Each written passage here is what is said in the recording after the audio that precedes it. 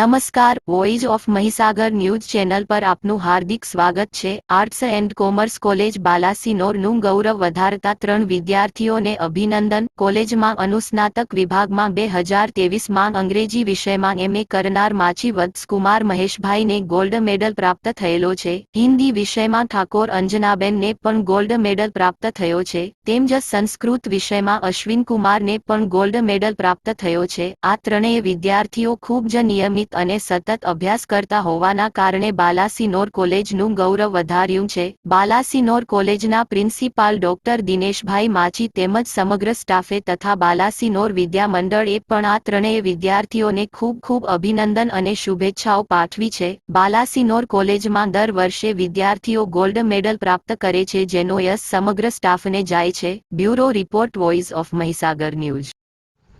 આજ રોજ શ્રી ગોવિંદ ગુરુ યુનિવર્સિટીનો 5મો પદવીદાન સમારોહ ગોધરાના વિંઝોલ ખાતે યોજાવામાં આવ્યો, જેમાં ગુજરાતના રાજ્યપાલ મહામહિમ દેવવ્રત સાહેબ દ્વારા 41 જેટલા ગોલ્ડ મેડલ એનાયત કરવામાં આવ્યા, જેમાં બાલાસિનોર કોલેજ 3 ગોલ્ડ મેડલ પ્રાપ્ત થયા છે, જેમાં અંગ્રેજી, સંસ્કૃત અને હિન્દીમાં મળ્યા છે।